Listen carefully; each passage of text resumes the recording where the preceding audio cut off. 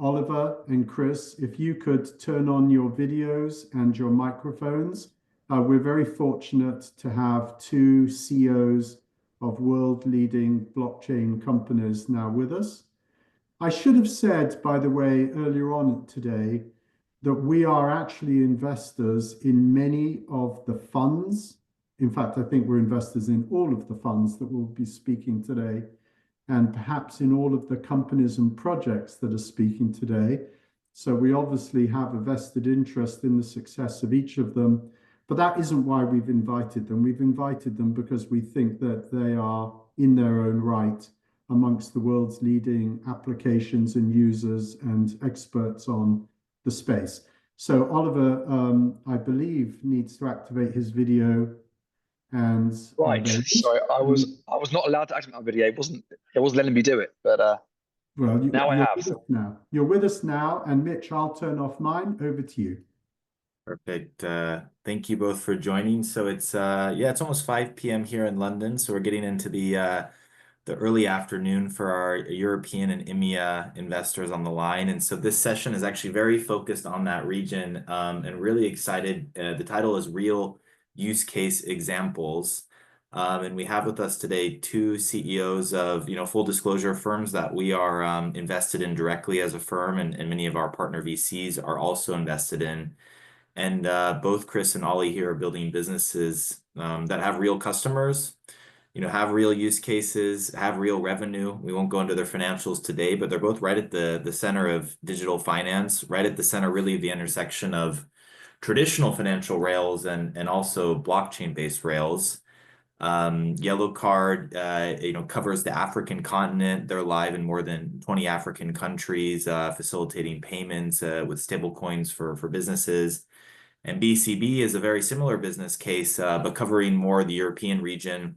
They have licenses in the UK, Switzerland, and France, if I have that right.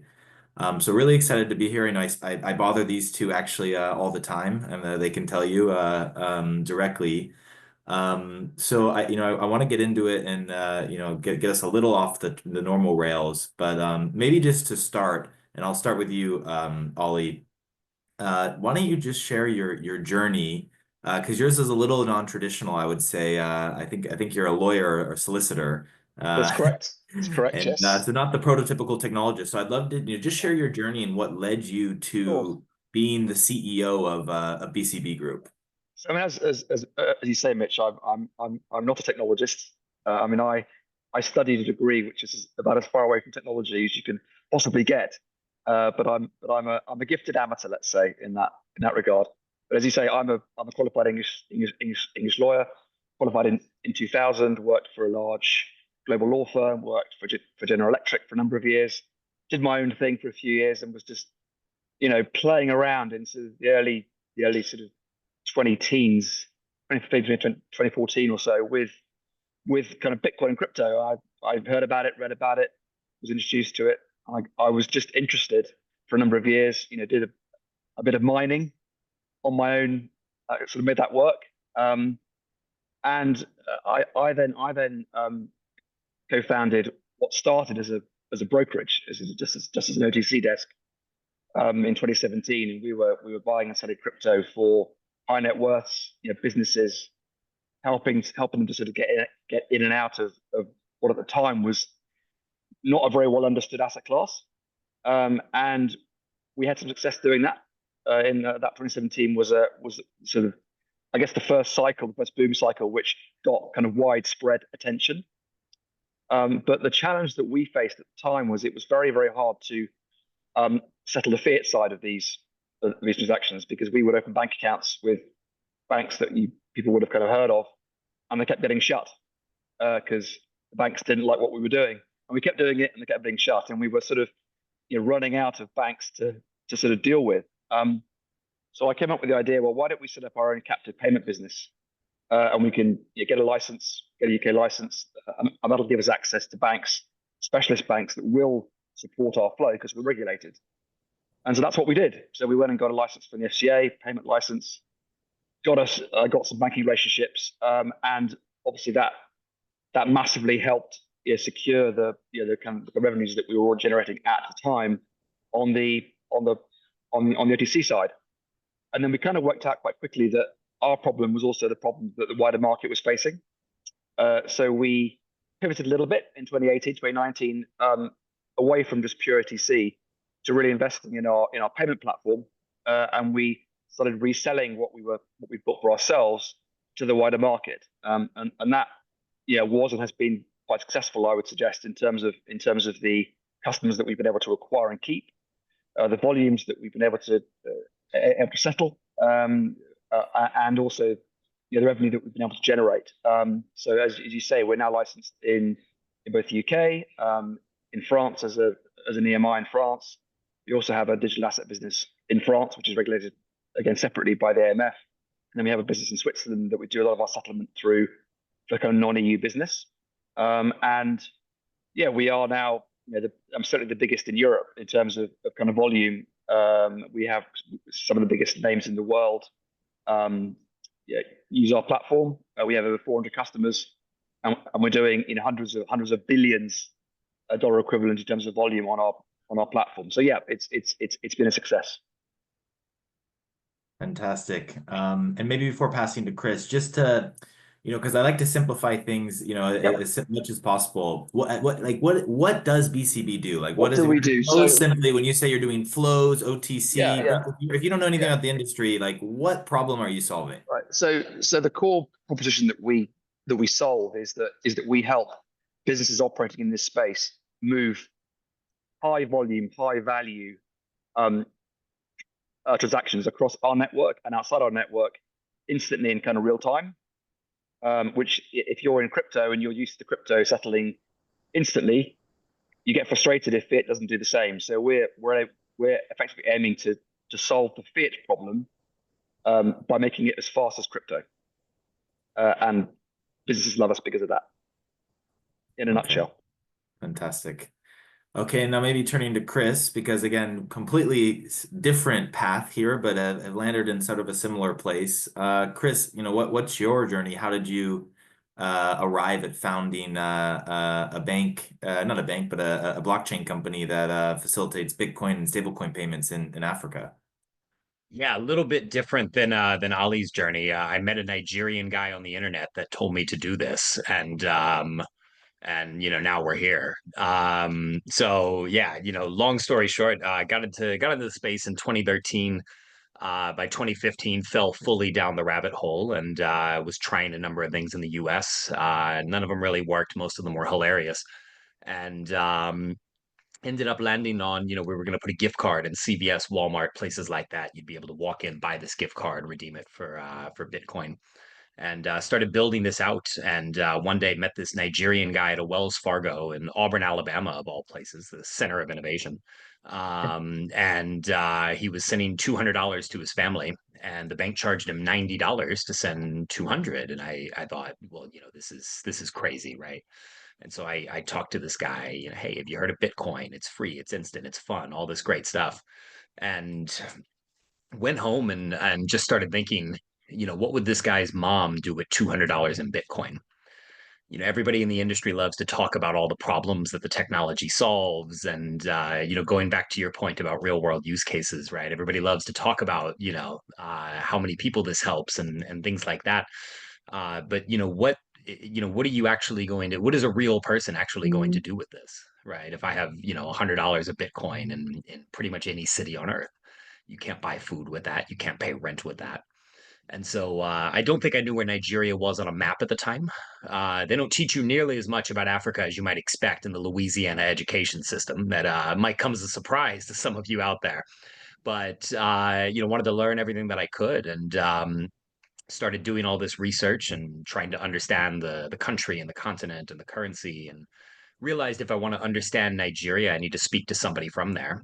And so I put out an ad online that said looking to speak to Nigerian men, which, in hindsight, probably could have been worded better, but ended up getting exactly what I wanted. And that was about the point in my life where I learned that Nigerians are the most convincing people on the face of this planet.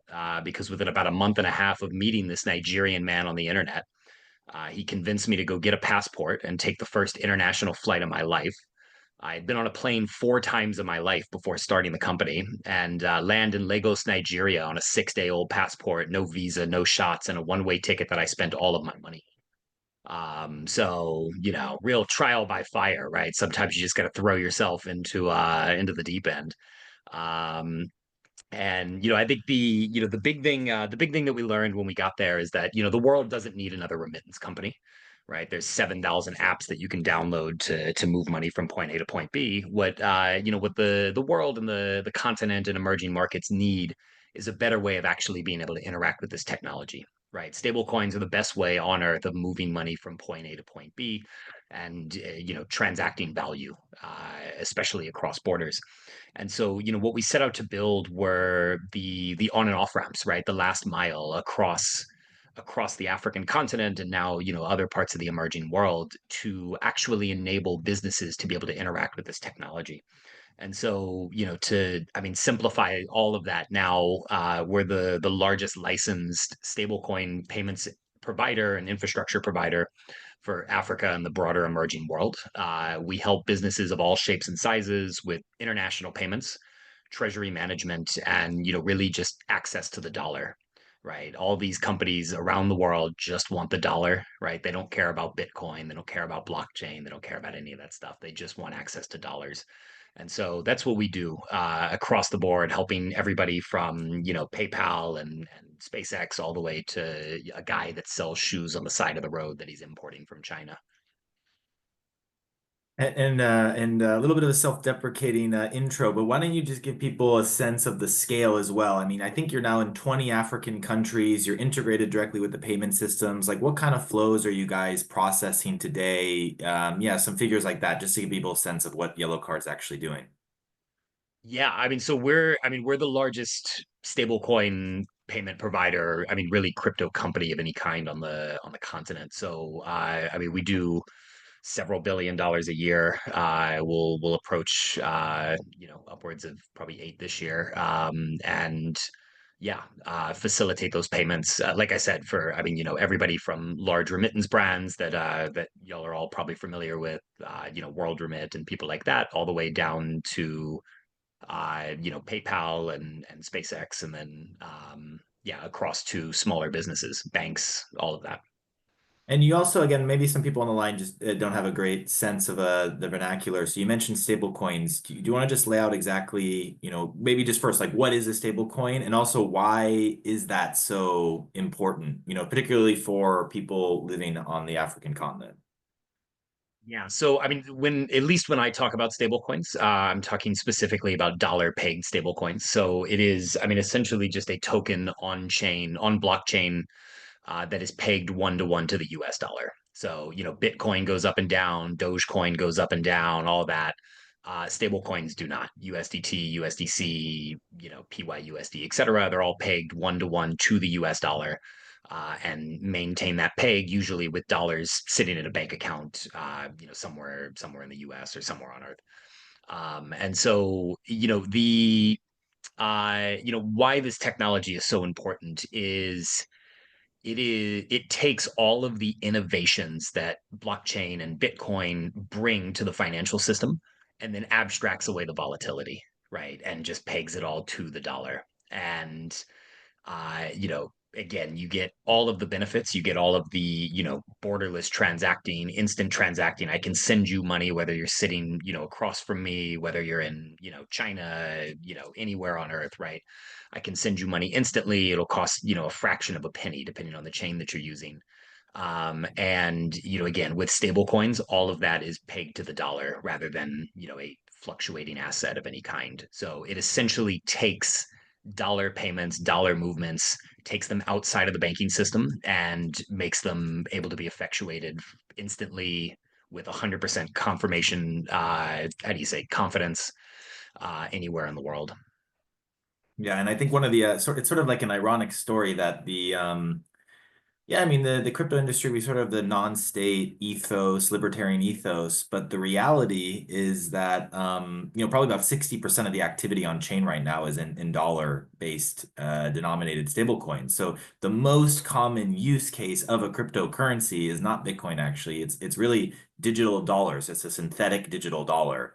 And it's just an absolutely, exploding area. And I mentioned in my keynote up front that it's not a secret basically. So I think traditional finance is sort of catching up to this, and that's a topic I want to talk about in a minute. But you have PayPal launching a stablecoin, Visa's in the stablecoin business. People know that this is Stripe just made an acquisition in the stablecoin business. So this is sort of the way things are heading.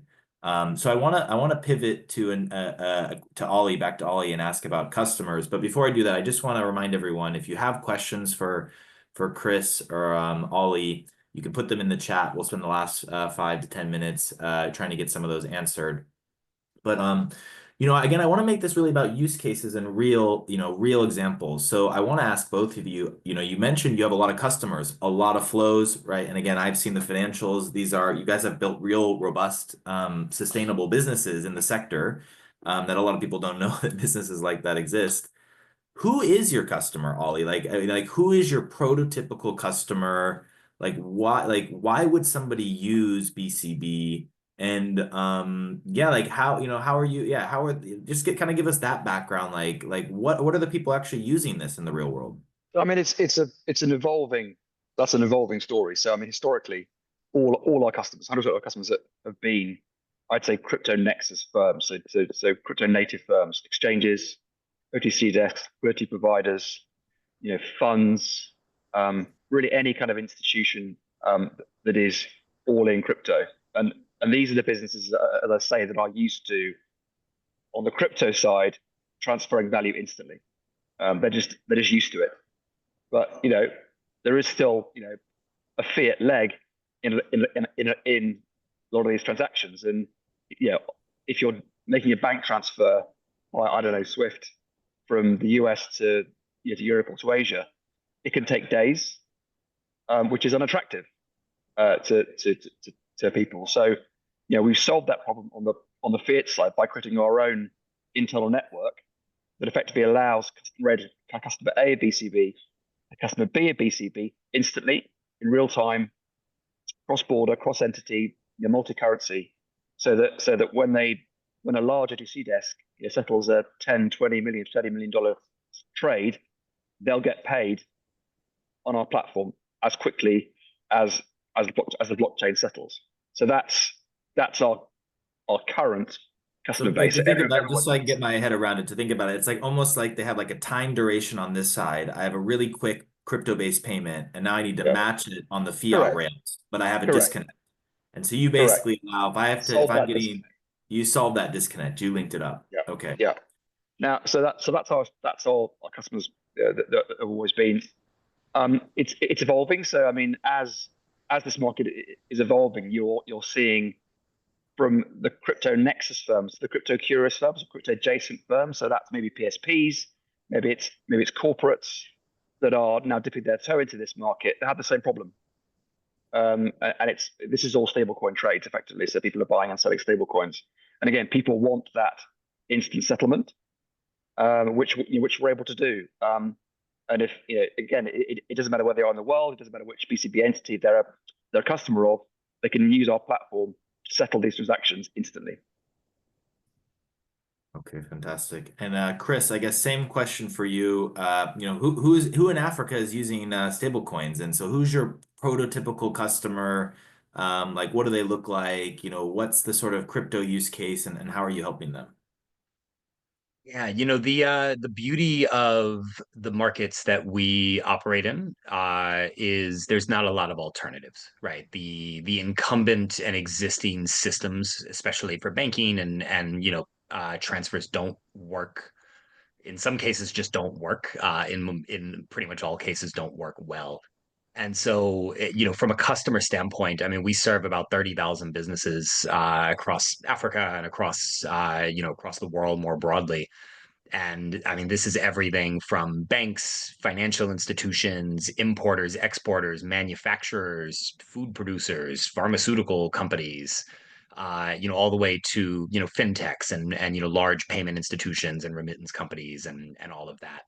We And have you're two saying, main sorry, you're products. saying that all Yep. these people have a need for crypto, basically for blockchain rails, 100% for stable coins. for Yes. Now, I stablecoins. mean, Okay. for Dogecoin, maybe not, but not a lot of Trump coin But on the again, I think continent. for the people But in the audience, I get asked all the time, when is the use case coming? You have 30, I just want to double click on that. You say you have 30,000 businesses that you service that are using blockchain. Maybe they don't know it, maybe they don't know how, but they're using Yellow Card to move money around with blockchain.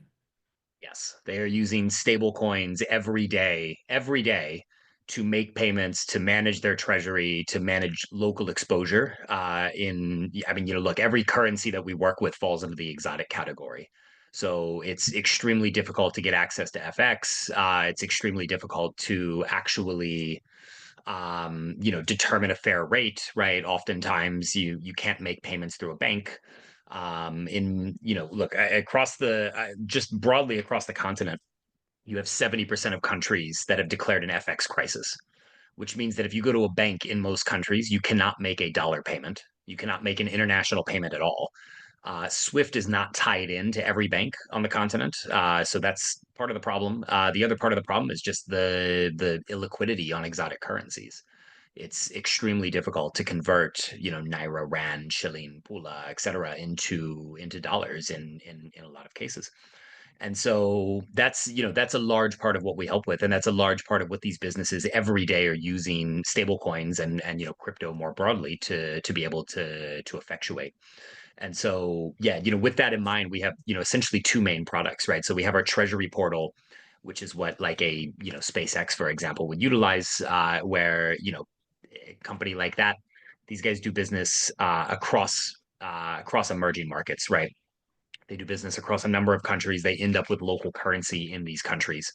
And, again, you can't go to a bank and get dollars, right? You can't go to a bank and move that money back to where it's needed. And so they use stable coins to be able to effectuate those transactions, whether they need to move that money back to the US, move it to, the UK to make a payment, move it to, China, to India to pay invoices, anything like that. And so, that's what companies again every day are using to pay invoices, to move money across the world, things like that. On the other side, our second product is our payments API, which I like to call Africa as a service, but that abbreviates to ASS, and so the team doesn't let me call it that. And essentially, what that does is that takes the banking and mobile money rails that we have across these countries, abstracts that, and makes it very easy for any business to be able to utilize. Right, it makes it extremely easy for any business to be able to operate on the continent without having to deal with currencies that inflate up to 100% a year, without having to deal with an uncertain banking environment, without having to deal with regulations, with compliance, with any of that. We manage all of that, abstract all that away, and so that's what like PayPal, for example, utilizes to be able to serve their customers and make payments into the continent. So if you go on PayPal.com, you try to make a payment to say Cameroon. What actually happens on the back end, despite a very smooth front end experience, what happens on the back end is they're sending us PYUSD.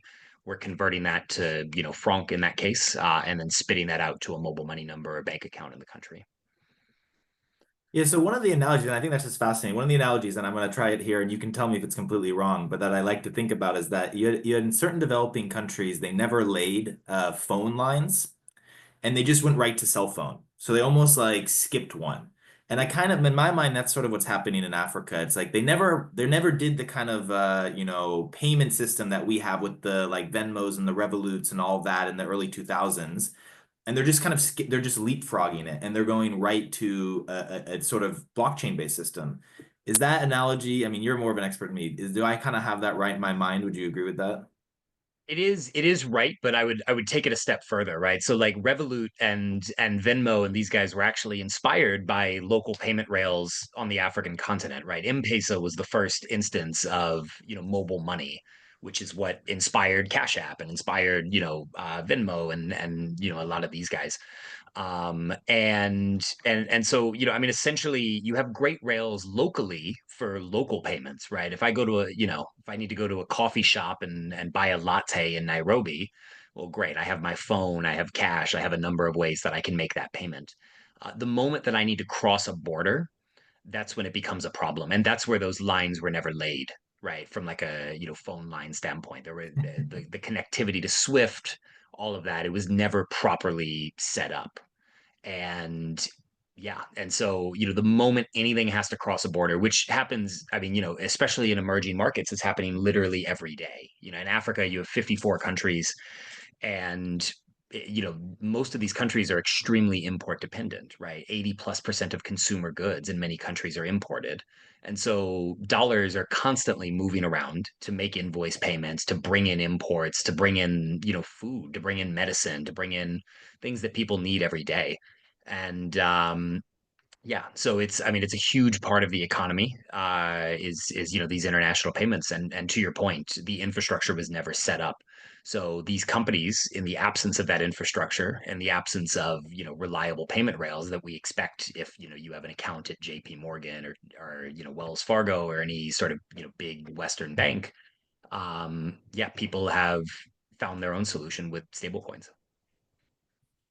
Fantastic. So I want to turn back to you, Ollie, and I'd be remiss if we don't touch a little bit on regulations. And seeing as you're the former lawyer, and I know that have navigated this, and maybe I'll just put it to you. Having operated in now the UK, France, and Europe, what are some of the biggest challenges you face? Do you think the regulatory apparatus is sort of functional for a business like yours? Is it actually proving to be advantageous for a firm like you that can kind of navigate this?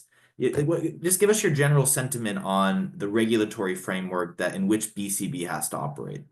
Yeah, so I mean, we've got a number of licenses. We have fiat payment licenses, both in the UK and France, that were hard to get. Let's be clear. I mean, it was difficult, doubly difficult because they're always hard to get anyway. But the kind of crypto nature of our business made it was basically an additional kind of tax, I think, a kind of tariff if we're going to be sort of on vogue in terms of what we were doing. And yeah, I mean, we've invested a lot in our compliance stack, in our tech, in our people, because we kind of had to, because I say these licenses are not given out lightly. That's on the fiat side. On the crypto side, kind of the same thing. I mean, we have digital asset businesses in both France and Switzerland. Again, hard licenses to get, hard licenses to keep. I guess the positive side for us as a business is because we went very, very hard on kind of tier one. We didn't go to some part of Europe that was maybe it would have been easier to get a license, but maybe not quite the sort of not keeping with our brand that we've tried to develop as being that institutional level top tier one business operating in 200 jurisdictions. And I'm not sorry that we did it, because of course now what we're seeing is when we're going to other parts of the world, and we are looking at other parts of the world, maybe sort of further east, because we've done that spade work, we've got that brand, and we've got the licenses. It's a much easier push when we go to say Dubai and say, look at what we've got. You still got to do the work. It's still got to jump to the hoops, but it just makes it that much easier to be credible. And I mean, you do need to be credible in front of regulators, particularly when you're doing what we do. So yeah, I mean, it's still a tough market in terms of regulation.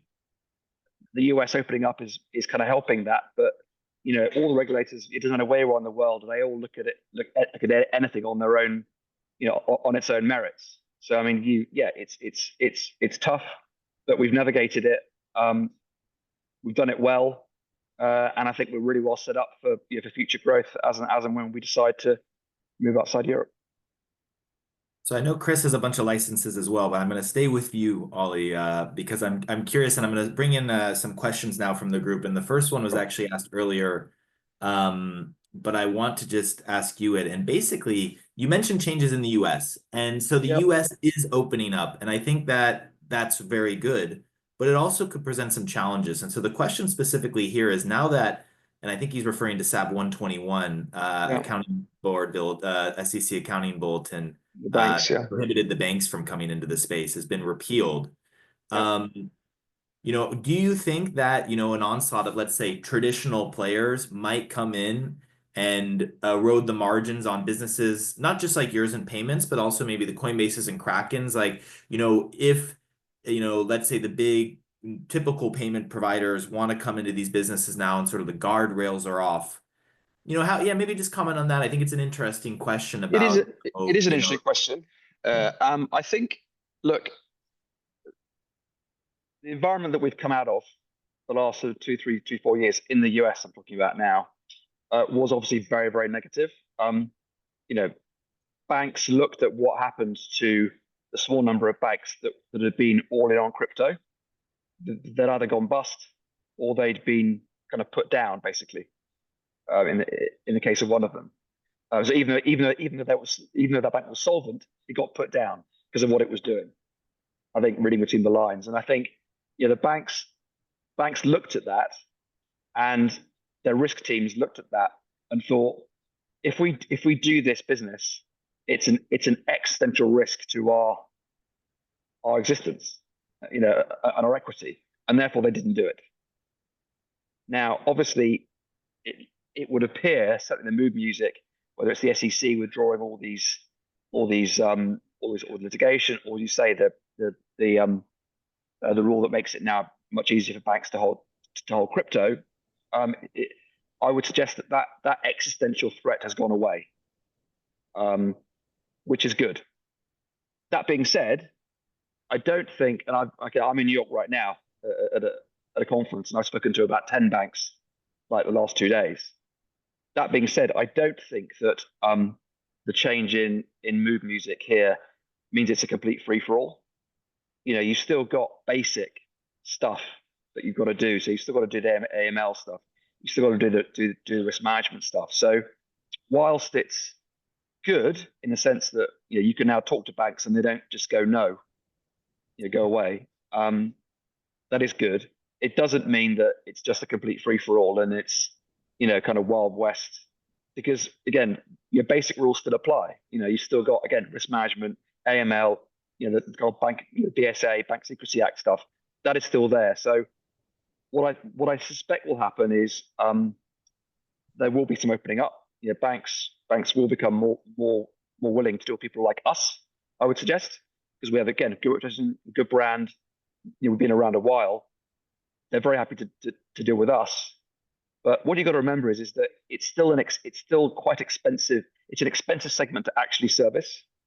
There's a lot of compliance cost. There's a lot of risk cost, and the regulators here still expect those hoops to be jumped through. So, are you suddenly going to see every bank banking every single crypto business directly? I think that's unlikely. They'll bank the big ones and the good ones themselves more for some flow. But it's not just going to be a complete free-for-all. I think that's unlikely. That's certainly what I'm hearing, today and yesterday. So yeah, I mean, sorry, go on. I was going to say, yeah, for me, I think it's also kind of interesting to think, like a rising tide lifts all boats. And like here we are, and if like JP Morgan wants to let its trillions of dollars of balance sheet start to come into the ecosystem, absolutely, that can't possibly be bad for us, because we've been operating with a foot on our neck and still building great businesses. Yeah. I mean, that's very bullish, because one of the things, if you talk to the big institutional players, the thing that crypto institutionally wise lacks, there isn't enough capital in the market. It sloshes around a lot and it moves around a lot. There actually isn't enough of it. And so anything which unlocks balance sheets of, I don't know, sovereign wealth funds or some of the very large banks is definitely bullish for the market. No question about it. Yeah, exactly. Like if the market 10x's from here in size, which we think it will, or even multiple, there's enough of the pie to go around, basically. So yeah. I'd say let JP Morgan custody some digital assets. Let it rip. So Chris, turning to you, I got a question, very specific, but I think it's interesting. What is the average size of intra-continent v global remittance transactions? So this person's saying, trying to get a sense of the stablecoin's potential in the emerging markets. So I think the question is basically, for your business, are you seeing more between African country, like sort of payments when you say cross-border, or are you referring more to US, Africa, Europe, Africa? Like, how does that kind of break down for the business? Yeah, I mean, so we deal mostly with continent in, continent out.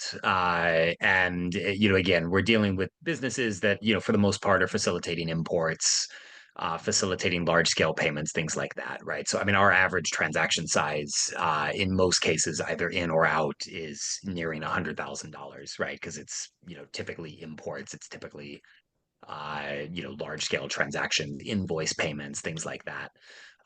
We do power some of the companies that are working on intra-African and intercontinental remittances. As I'm sure you would expect, the average for like an intra-African remittance payment is usually, pretty significantly smaller than like the global average. I believe the global average for last year was around $200, between 170 to $200 for payments coming into the continent, i.e., I'm a sender in the U.S. or in Europe, and I want to send money into the African continent. Versus intra-African would be closer to like $40, $50, moving money between like Kenya and Tanzania or Malawi and Zambia or anything like that. And look, I would say that look, we work with remittance companies that are doing both, and we work with payments companies that are doing both, because it doesn't matter if you're moving money into the continent, you're moving money around the continent, you're moving money out, wherever, any time that you're moving money and it's crossing borders, there are a lot of issues with the incumbent system. And I think that, most people would be very surprised to realize that, a lot of these big names in remittance that everybody is familiar with and that have, brands that have reached the whole world, these guys have all the same problems. They have all the same problems that a tech startup does. They have all the same problems that, a company trying to, import clothes or shoes or, consumer goods does. Um, all of these tech companies, I don't know, the controversial thing that I usually say is, most of fintech on the continent hasn't really solved a problem up until now. It's just sort of put lipstick on the pig. So it's, usurped all of these users' problems, and it's made things really easy for the consumer or for the business that's working with these companies, but it hasn't actually solved the underlying problem. Stablecoins are the first technology that actually solved the underlying problem, facilitating those payments and that money movement. And so it's just a significantly different game when these companies start shifting that infrastructure over to stablecoins and over to digital payments, as opposed to trying to rely on unreliable banking systems to move dollars around the world. Yeah, I mean, and that goes, you probably didn't see my keynote, but I always say that interaction between fintech and blockchain is so interesting, because that fintech, it really is just, it makes it easy to use. But if I Venmo you $100, nothing's actually, like, no money's moved, Yeah. Like, it's moving later, but it feels like it moved, which is nice. It's better than it not doing that. But yeah, exactly. Stable coins. It's great for the consumer. Yes, exactly. But it's the actual, that's why I always say blockchain is such a boring technology, really at its core. It's very boring. It's an infrastructure. It's at that like kind of core level. 100%. So look, I think we're coming to the end of our time here, but I want to ask you kind of a fun question, which is basically what is your favorite, and they're going to be slightly different, and I know there's pros and cons, but what is the best part and the worst part of the jurisdiction in which you operate? So for you, Chris, what's the best part of being in Africa? What's the worst part? Ollie, we got a kind of an American-centric audience. We can say, what's the best part about being in Europe? Yeah, you can just, maybe you can give some specifics on France v UK, and then what's the worst part? So maybe Chris, I'll go with you first there. Oh man. I mean, I think the best part is the experience around the diversity of the continent, right? I think that, especially from like a Western audience standpoint, most people see Africa as a monolith. Um, in America, obviously, not exactly geography experts in the United States. I mean, you're sort of taught that Africa's a country, right? You only really see the continent when it's on, a commercial about, Sarah, what was her name? Raising money for like starving children and things like that, right? And so there's just not a lot of exposure to the continent in media. There's not a lot of exposure to the continent in news, anything like that from a Western perspective. And I think you know, for me, the best part has been just the experience around the diversity. I mean, you know, the African continent is just as, if not more diverse than Europe. And yet nobody really sees it that way, right? Nigeria and Botswana have about as much in common with each other as, you know, Spain and China. But yeah, you know, it's sort of all grouped together. And so yeah, I mean, just being able to travel around, being able to, you know, experience the different cultures, um, you know, the different ways of doing business, the different people, different everything is just it's been such an incredible experience. So I would say that's definitely the best part. The worst part, probably the malaria. Yeah, Chris, actually, there's an article about it. You actually did have malaria and you were in the hospital for a while. It's gonna take a lot more than that to kill me, brother. Okay, and Ollie, for you, you know, you're in the US now. I think you're in New York. Are you feeling like you want to move to New York, or are you happy you're in your EMEA? I mean, New York's a very nice place, I must say. It helps that the sun's shining. Um, a lot of energy here, which is great. No, I mean, malaria is not a problem for me. I'm pleased to say. But best part about where we are, I think, I mean, they are credible jurisdictions. I think that's really the big thing. I mean, you know, UK's had its challenges recently, but its financial sector is still, you know, very well respected. You know, the licenses that are given out in the UK are very respected, and same for France too. I mean, it's a tier one jurisdiction, a very strong, robust regulatory regime, which does travel well. So you know, so when you go and see banking partners in Singapore or Hong Kong, or the US as well, when I'm here right now, those do travel well, and I think it goes to the sort of brand that we built up as being that sort of trusted institutional grade your partner. Yeah, I mean that's definitely a plus for us. We don't have to explain, you know, where we are, what we do, what license is, because people kind of know. So that's definitely a tick in the box. The negative side, yeah, look, I mean, I've done a lot of regulatory exploration recently in sort of other parts of the world, and what I'm always struck by is in some people like places like the kind of Middle East, how keen regulators are for your business. They will proactively market themselves to you. Yeah, please come here, right? You please come to the DIFIC. You please come to Abu Dhabi. Please come to Singapore. There is very little of that in UK and Europe. Honestly, people are a bit regulators are a bit complacent. They expect people to just kind of turn up, and they'll do them a favor by you know, having a meeting, or less than giving them a license.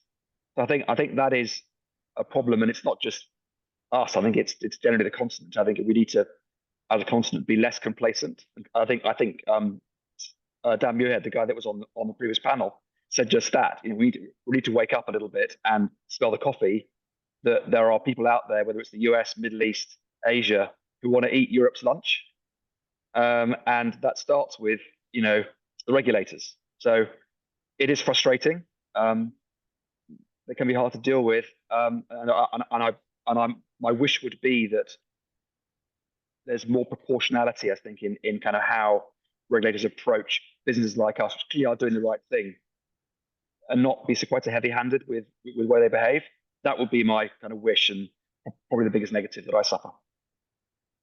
Well, fantastic. We're a few minutes over, which is no problem, but I just want to thank you both. Again, hopefully people now understand and realize that there are, you know, good people building real legitimate businesses with real customers, real use cases, facilitating payments and flows and the next era of digital finance right now. And so you got to hear from two of the CEO and founders of top companies in the space. Again, full disclosure, we are invested in both of them.